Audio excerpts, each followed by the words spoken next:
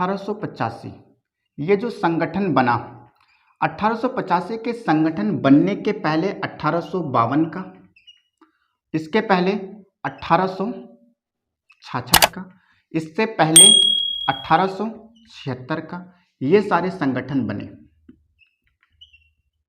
पहले। ठीक है, पहले ये सारे संगठन बने। इसके बाद ये बना।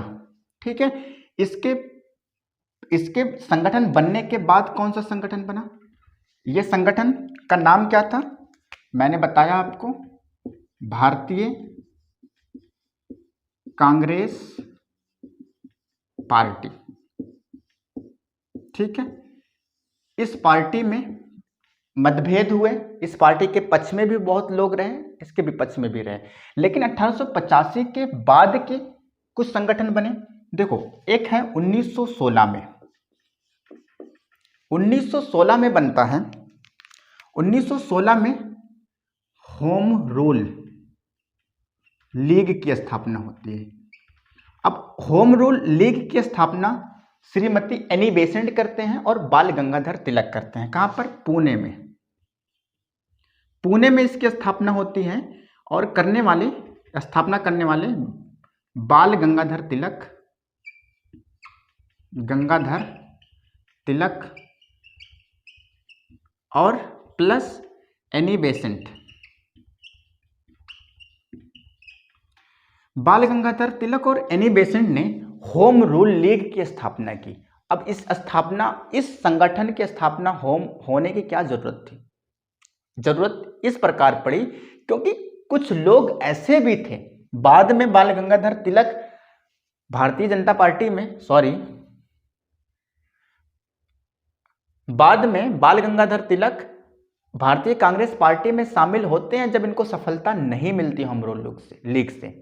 ठीक है, अब इसके बाद दूसरा जो संगठन बनता है 1923 में, इस संगठन का, इस संगठन का नाम क्या था? स्वराज पार्टी। इस स्वराज पार्टी की स्थापना होती है कलकत्ता में। देखो, संगठन पे संगठन बन रहे हैं, मतलब जागरूकता आ रही है देश के लिए। ये लोग अब चाह रहे हैं कि नहीं, अब बहुत हो चुका ये हरामीपन इन अंग्रेजों का, अब इनको खदेरो, यहां से लात मार के निकालो इन सालों को। तो इन क्या किया? कलकत्ता में स्वराज पार्टी बनी और इसकी स्थापना करने वाले संस्थापक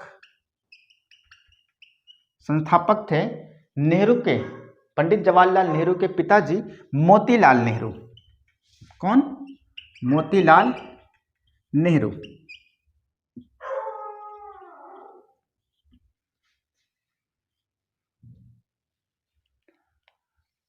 राइट। अब ये संगठन बन क्यों रहे हैं?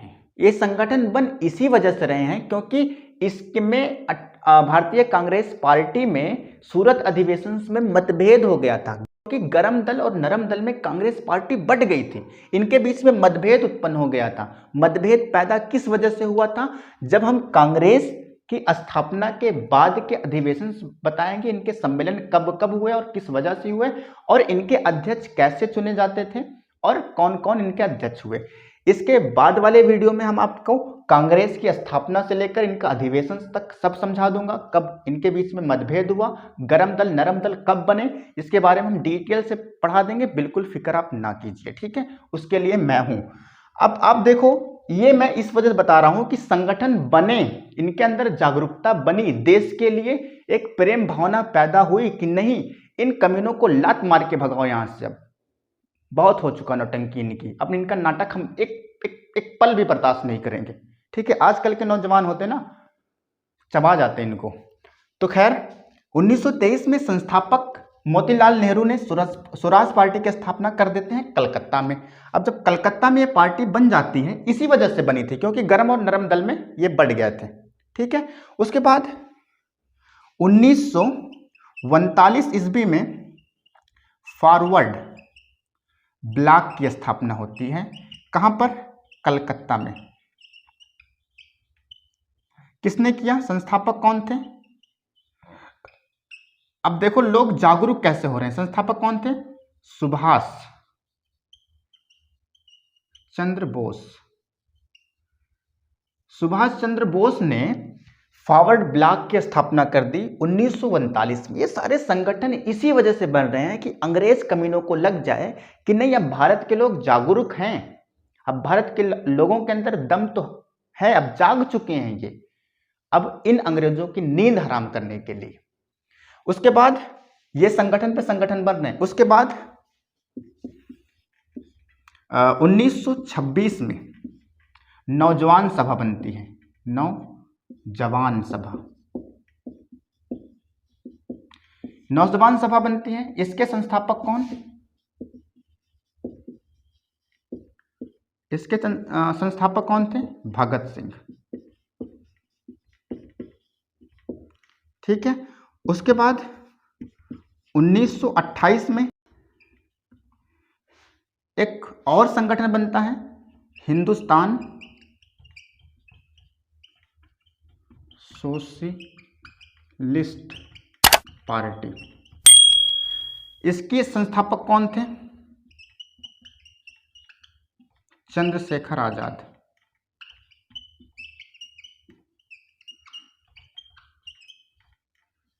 चंद्रशेखर आजाद।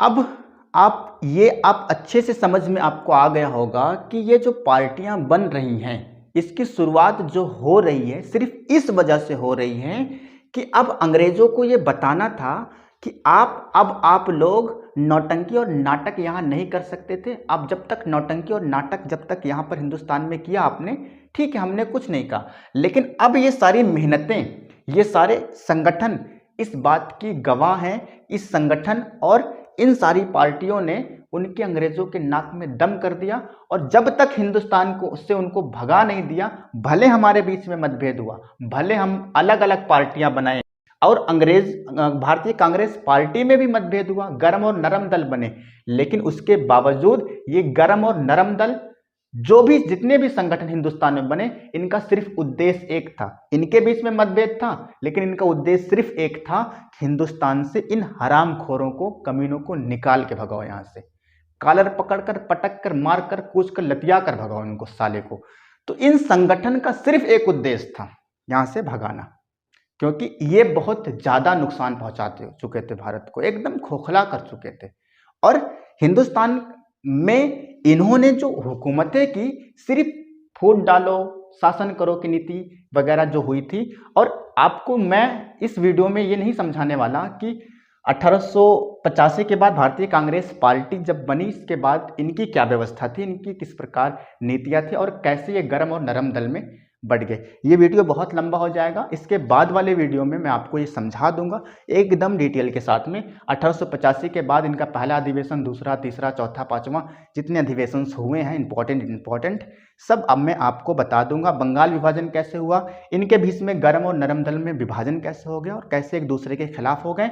उसके बाद खिलाफ होने के बाद ये पार्टियां बनी। इसमें नरम और गरम दल का कहने का मतलब ये था कि हम अंग्रेजों के साथ नरमी से बर्ताव नहीं करेंगे, जो गरम दल वाले थे।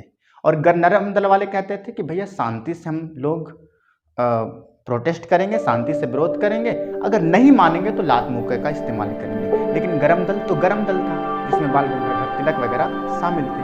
ठीक है, लाला लाजपत राय थे, अरविंद घोष